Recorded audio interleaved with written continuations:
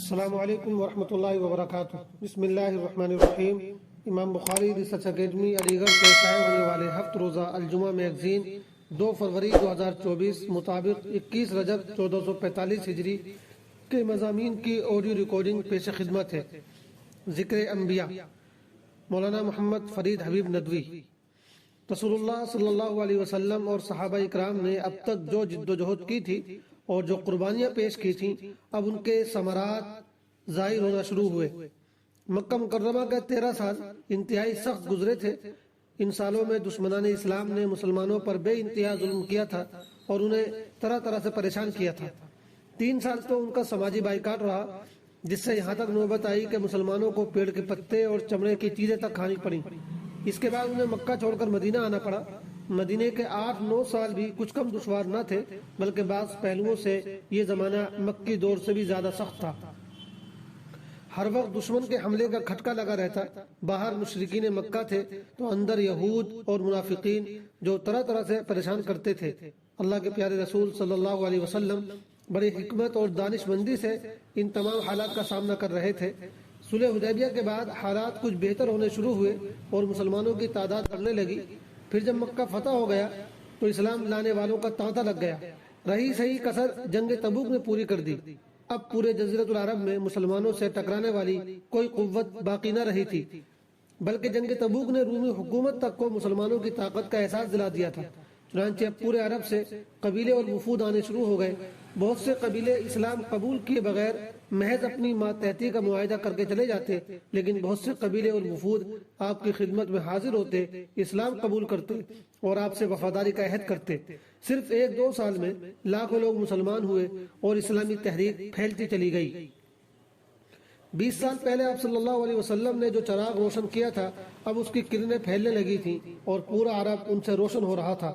آپ صلی اللہ علیہ وسلم اپنی محنت و کوشش کے یہ ثمرات دیکھ کر خوش ہو رہے تھے، اور آپ کو یہ اندازہ ہونے لگا تھا کہ آپ کو جس مشن کے لیے بھیجا گیا تھا وہ اب پورا ہوا چاہتا ہے، اور شاید اب آپ کے دنیا میں زیادہ دنوں تک رہنے کی ضرورت نہیں رہ گئی ہے۔ اسی دوران میں کچھ ایسی آیتیں بھی اترنی شروع ہو گئیں جن میں یہ اشارہ دے دیا گیا کہ اب آپ کی دنیاوی زندگی پوری ہونے والی ہے اور خدائے دو جہاں آپ کو اپنے پاس بلانا چاہتا ہے۔ جاری دوسرا مضمون ہے درس حدیث سلسلہ قسط نمبر 24، برے لوگ ایسے ہوتے ہیں، مولانا ابو طلحہ بنارسی ندوی۔ گزشتہ مضمون میں حدیث کا ابتدائی حصہ ذکر کیا گیا تھا جس میں اچھے لوگوں کی علامتیں بتائی گئی تھیں۔ اسی حدیث کے آخری حصے میں اللہ کے رسول صلی اللہ علیہ وسلم نے برے لوگوں کی علامتیں بھی بتائی ہیں۔ آپ نے فرمایا، کیا میں تمہیں تمہارے برے لوگوں کے بارے میں نہ بتلاؤں؟ صحابہ نے عرض کیا، یا رسول اللہ ضرور بیان فرمائیں۔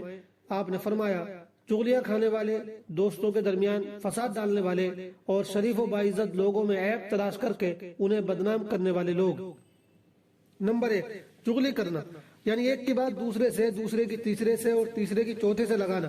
اس کا ہمارے ہاں عام طور پر رواج ہے اور اسے گناہ ہی نہیں سمجھا جاتا، حالانکہ چغلی کرنا بہت بڑا گناہ ہے اور اکثر یہ چیز جھگڑوں کا سبب بن جاتی ہے۔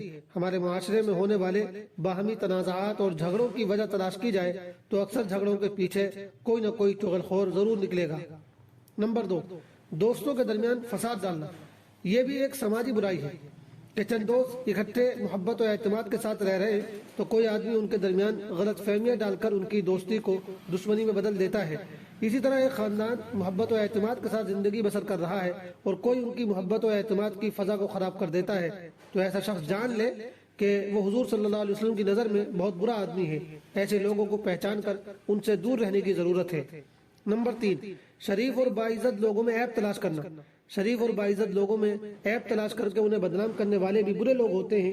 عیب اور کمزوری سے کوئی شخص پاک نہیں ہے، لیکن اللہ تعالیٰ اپنے فضل و کرم سے اکثر لوگوں کا پردہ رکھتے ہیں۔ اب ایک شخص عزت کے ساتھ زندگی بسر کر رہا ہے، لوگ اس کا احترام کرتے ہیں اور اسے اچھا آدمی سمجھتے ہیں، لیکن کچھ لوگوں کو اس کی یہ عزت ہضم نہیں ہوتی اور وہ اسے بدنام کرنا شروع کر دیتے ہیں۔ لوگوں کے عیب تلاش کرنے کے لیے ٹوہ میں رہنا، خاص طور پر معزز اور شریف لوگوں کے حالات پر نگاہ رکھ کے ان کا عیوب ڈھونڈنا اور پھر ان کا ڈھنڈورا پیٹ کر ان کی بدنامی اور بے عزتی کا سامان تیار کرنا اور اس پر چرخارے لینا بہت گندی عادت ہے۔ یہ تینوں خرابیاں آج ہمارے درمیان موجود ہیں اور افسوس کی بات ہے کہ ہم ان کے اتنے عادی ہو گئے ہیں کہ ہمیں اب یہ خرابیاں بھی محسوس نہیں ہوتی اور ہم بلا تکلف یہ غلطیاں کرتے چلے جاتے ہیں۔ خاص طور سے سوشل میڈیا اور انٹرنیٹ پر یہ چیزیں بہت کثرت سے ہونے لگی ہیں۔ ہم سب کو اس پر غور کرنا چاہیے اور پھر زندگی گزارنے کے اپنے طور طریقوں اور مزاج و عادات پر نظر ڈال کر اپنی خرابیوں کی اصلاح کی کوشش کرنی چاہیے۔ اللہ تعالی ہمیں عمل کی توفیق عطا فرمائے، آمین۔ تیسرا مضمون ہے حالات حاضرہ، تاریخ خود کو دہراتی ہے۔ مولانا محمد فرید حبیب ندوی۔ عرب کی سرزمین میں ایک گھر تھا جسے کچھ نیک انسانوں نے اللہ کی عبادت کے لیے بنایا تھا۔ بڑے بڑے نیک لوگ اس مسجد میں ایک اللہ کی عبادت کرتے رہے اور وہاں سے توحید کی صدا دیتے رہے، مگر پھر یہ ہوا کہ کچھ نافرمان بندوں نے اس مسجد کو بت خانہ بنا دیا، اور وہ گھر جس کو صرف اللہ کی عبادت کے لیے بنایا گیا تھا اس میں 360 بت رکھ دیے گئے۔ کئی صدیوں تک وہ مسجد مندر کی شکل میں رہی، مگر پھر وقت آیا کہ اللہ کے آخری نبی حضرت محمد مصطفیٰ صلی اللہ علیہ وسلم نے اس گھر کو بتوں سے پاک کیا اور مسجد کی جگہ پر بنائے گئے مندر کو پھر سے مسجد کی شکل عطا کی، اور وہاں پھر سے لا الہ الا اللہ کی صدائیں گونجنے لگیں۔ ایسا ہی کچھ ہندوستان کی سرزمین میں بھی ہو رہا ہے۔ ایک مسجد جو کئی صدیوں سے مسجد چلی آ رہی تھی اور جہاں پہلے روز سے ہی ایک اللہ کی عبادت کی جا رہی تھی، اسے سالوں پہلے شہید کر دیا گیا اور ابھی کچھ دنوں پہلے اس کی جگہ پر مندر تعمیر کیا گیا۔ چند دن قبل اس کا جشن بڑی دھوم دھام سے منایا گیا، لیکن تاریخ پھر اپنے آپ کو دہرائے گی اور بہت جلد وہ وقت آئے گا کہ مسجد کو واپس مسجد کی شکل عطا کی جائے اور وہاں پھر سے اللہ اکبر کی آوازیں لگائی جائیں۔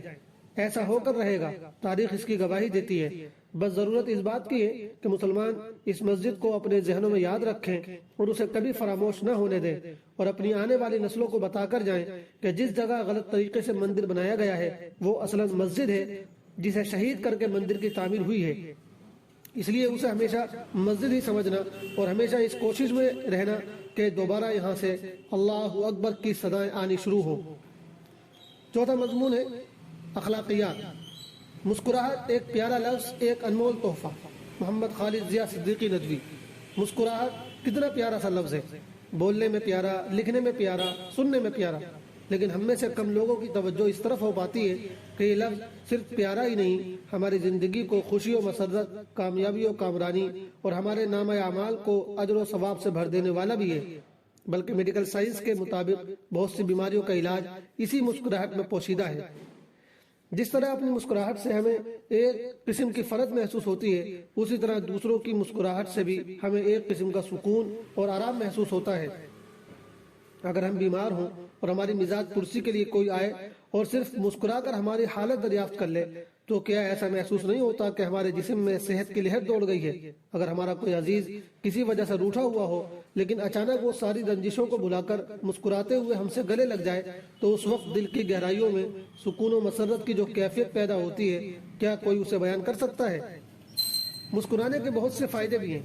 جدید تحقیق کے مطابق مسکرانے سے انسان زیادہ پر اعتماد ہوتا ہے اور خوش رہتا ہے، بے چینی، بلڈ پریشر، ذہنی تناؤ اور ڈپریشن جیسے یومیہ مسائل سے بھی محفوظ رہتا ہے۔ ایسے موقع پر پیارے نبی صلی اللہ علیہ وسلم کے وہ پاک ارشادات یاد آتے ہیں جو آپ نے معاشرتی زندگی سے غموں کو دور کرنے اور اس کو خوشیوں سے بھر دینے کے لیے بیان فرمائے ہیں۔ آپ نے فرمایا، اپنے بھائی کے سامنے تمہارا مسکرانا بھی صدقہ ہے۔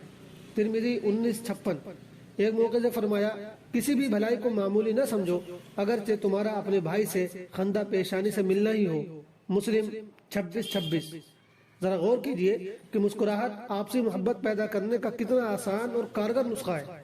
اس میں کوئی شک نہیں کہ انسان جب سچی مسکراہٹ کے ساتھ کسی کا استقبال کرتا ہے تو یہ مسکراہٹ دل کی گہرائیوں تک خوشی کی لہر پیدا کر دیتی ہے اور اعلان کرتی ہے کہ دنیا کی اس چند روزہ زندگی کو نفرت و دشمنی کے ساتھ نہیں بلکہ خوشیاں بانٹتے ہوئے اور مسکراہٹیں بکھیرتے ہوئے جینا چاہیے۔ خود ہمارے پیارے نبی صلی اللہ علیہ وسلم کا یہی معمول تھا، آپ کے چہرے پر ہمہ وقت مسکراہٹ رہتی تھی۔